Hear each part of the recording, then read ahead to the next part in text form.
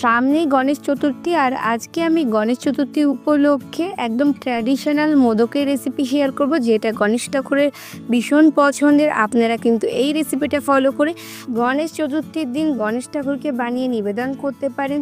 এই মোদকটা বানানো খুবই সহজ, আর আজকে কিন্তু আমি কোনো রকম মোল্ড ছাড়াই মোদকগুলো বানিয়ে দেখাবো। তো হ্যালো বন্ধুরা, আমি শুভ্রা রান্নাঘরে পরিবার চ্যানেলে আপনাদের স্বাগত জানাই। চলুন তবে রেসিপিটা দেখে নেওয়া যাক।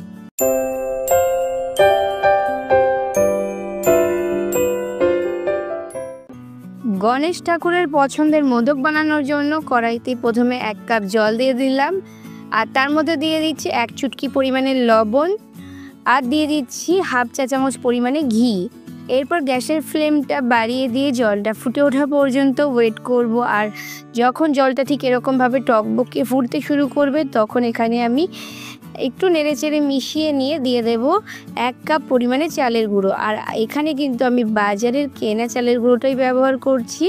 তো চালের গুঁড়োটা দিয়ে একটু নেড়ে চেড়ে গ্যাসের ফ্লেম লোতে করে দিয়ে মিশিয়ে নেব। খুব অল্প সময়ের মধ্যে এটা এরকম দলা দলা হয়ে যাবে। এরপর কিন্তু গ্যাসের ফ্লেমটা অফ করে দেবো আর ঢাকা চাপা দিয়ে রেখে দেবো 10 থেকে 15 মিনিট মতো।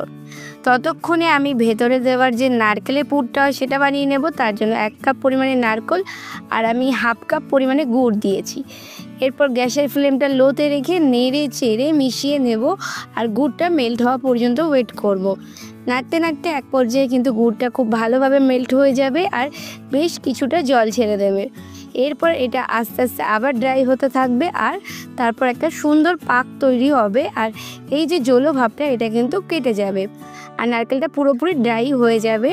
তো দেখলে বুঝতেই পারছেন একটা হালকা পাক মতো এসছে, ড্রাই হয়ে গেছে আবারও। ঠিক এই পর্যায়ে গ্যাসের ফ্লেমটা অফ করে দেব। পাক যে আসা খুবই দরকার সেরকম না, মোটামুটি ড্রাই হয়ে গেলেই হবে। এরপর এইদিকে চালের গুঁড়োটা আমি নিয়েছি। 15 মিনিট হয়ে গেছে। খুব ভালো করে হাত দিয়ে চটকে চটকে মেখে নিচ্ছি। প্রয়োজনে একটু একটু করে জল দিচ্ছি, আর একটা সফট ডো তৈরি হবে, যেরকম রুটি পরোটার ডো হয় ঠিক সেরকম। 4 থেকে 5 মিনিট মতো ঠিক এরকমভাবে কিন্তু আমি ডোটাকে মেখে নিয়েছি। তো এখানে 2 থেকে 3 টেবিল চামচ পরিমাণে আমি জল ব্যবহার করেছিলাম, আর তারপর একটা দেখুন খুব সুন্দর একটা সফট ডো তৈরি হয়ে গেছে। যখন ডোটা এরকম সফট আর একটা স্মুথ ডো তৈরি হবে, তখন এর থেকে অল্প অল্প পরিমাণে ডো নিয়ে এরকম ছোট ছোট লেচি কেটে নেব। এরপর ওই যে পুরটা ওটা ঠান্ডা হয়ে গেছে, ওটা নিয়ে নিয়েছি থালার এক পাশে, আর এরকম এক একটা করে ডো নিয়ে হাতের মাঝখানে নিয়ে এরকম গোল বলের মতো করে নেব। আর সব ডোগুলো এরকম ছোট ছোট করে গোল বলের মতো করে নিয়েছি। একটা বল হাতের মধ্যে নিয়ে একটু পাকিয়ে নিয়ে এরকম হাত দিয়ে একটু চ্যাপটা করে পাতলা করে নেব, আর মাঝখানে বেশ কিছুটা পুর দিয়ে নেব ঠিক এরকমভাবে। আপনারা চাইলে বাটির মতো করেও করতে পারেন। এরপর আস্তে আস্তে হাত দিয়ে পুরোটাকে কভার করে দেব, আর পুরটাকে ঢেকে দেব। দিয়ে হাত দিয়ে মোটামুটি চারিধারটা গোল করে নেব। আর যেই জায়গাটায় আমরা পুরো ডোটাকে এক জায়গায় করে নিয়েছিলাম, মানে জয়েন্ট করেছিলাম, সেই জায়গাটা এরকম আস্তে করে উঁচু করে ডোয়ের মতো একটু উঁচু করে মোদকের শেপ দিয়ে নেব। ঠিক এরকম দেখলে বুঝতেই পারছেন, মাঝখানটা একটু উঁচু মতো হবে আর চারিধারটা গোলের মতো হবে। এরপর মোদকের শেপটা আরও সুন্দর করে দেওয়ার জন্য এরকম একটা চামচ নিয়ে গাটায় এরকম দাগ দাগ করে দেব। ঠিক এরকমভাবে দেখলে বুঝতেই পারছেন, আর দেখতে মোদকটা কত সুন্দর লাগছে।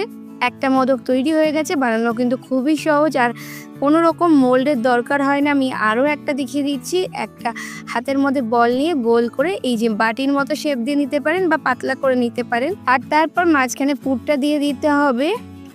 তো এরকমভাবে মোদকগুলো আপনারা করতে পারেন, এছাড়া মোল্ডের মাধ্যমেও করতে পারেন। বানানো কিন্তু খুব সহজ, আর সবগুলো বানানোর পর দেখতে কিন্তু ভীষণ সুন্দর লাগে। তো এরকমভাবে বাকি ডোটা এরকম মাঝখানে নিয়ে এসে এরকমভাবে মুড়ে দিতে হবে। চাইলে পুরোটাকে আগে গোল শেপ করে নিতে পারেন, তারপর হাত দিয়ে একটা ধার এরকম উঁচু করে মোদকের শেপ দিতে পারেন, বা আমি আগেটা যেভাবে বানালাম সেভাবেও কিন্তু বানাতে পারেন। তো খুবই সহজেই কিন্তু মোদকের শেপটা দেওয়া যাচ্ছে। আর একইভাবে আবারও চামচ দিয়ে গাটায় কিন্তু দাগ কেটে দেবো বাকি মোদকগুলোর মতো। আমার আরও একটা মোদক তৈরি হয়ে গেল, আর আমি একই রকমভাবে বাকি মোদকগুলো তৈরি করে নিচ্ছি। আর এখানে কিন্তু দেখুন মোদকটা দেখতে কত সুন্দর লাগছে, কত কিউট লাগছে। তো এখানে দেখুন আমি সব মোদকগুলোই একই রকমভাবে তৈরি করে নিয়েছি। এরপর আমি একটা প্লেট নিয়ে নিয়েছি স্কেলের, সামান্য একটু তেল মাঝখানে দিয়ে এরকমভাবে একটু ব্রাশ করে নিয়েছি চারিধারে। আর তারপর একটা করে মোদক দিয়ে স্টিলের থালাটাকে সুন্দর করে সাজিয়ে নেব। মাঝখানে একটু করে গ্যাপ রাখবো, এরকমভাবে দেব। আর আমি একই প্লেটের ওপরে কিন্তু সব মোদকগুলো দিয়ে দিয়েছিলাম। আর এখানে এই পরিমাণে আমার কিন্তু বেশ অনেকগুলোই মোদক হয়েছিল, 14টা মতো মোদক হয়েছিল। আর প্লেটগুলো সাজিয়ে নেওয়ার পর দেখুন কত সুন্দর দেখতে লাগছে। এরপর মোদকগুলোকে আমি স্টিম করে নেব। তার জন্য গ্যাসে কড়াই বসিয়ে 1 গ্লাস পরিমাণে জল দিয়ে দিয়েছি। তার উপর একটা স্ট্যান্ড রেখে এই প্লেটটা মাঝখানে দিয়ে দেব। এরপর ঢাকা চাপা দিয়ে দেবো। প্রথমে গ্যাসের ফ্লেমটা একটু বাড়িয়ে দেবো। জলটা ফুটে উঠলে গ্যাসের ফ্লেমটা লোতে করে দিয়ে 10 মিনিট মতো স্টিম করে নিলে কিন্তু হয়ে যাবে, খুব বেশি সময় লাগে না। তো 10 মিনিট পর আমি ঢাকনাটা খুলে নিচ্ছি আর আমাদের মোদক কিন্তু একদম রেডি। প্লেটের ওপর সার্ভ করে দিচ্ছি। প্রথমেই কিন্তু প্লেটের ওপর আমি মোদকগুলো সার্ভ করছি, তারপর এগুলোকে অল্প একটু গার্নিশিং করব। আপনার গার্নিশিংয়ের জন্য যে কোনো বাদাম বা কিশমিশ বা যে কোনো ড্রাই ফ্রুট ব্যবহার করতে পারেন, বা আপনাদের পছন্দ মতো যে কোনো কিছু ব্যবহার করতে পারেন।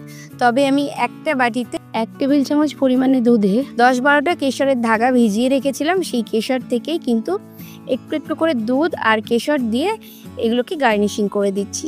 এতে দেখতে অনেক বেশি কিউট লাগে। আর ওই যে বললাম, গার্নিশিংটা আপনারা আপনাদের পছন্দ মতো করতে পারেন। দেখুন আমার মোদকগুলো কিন্তু তৈরি হয়ে গেছে আর এগুলো দেখতে কত ভালো লাগছে, কতটা কিউট লাগছে।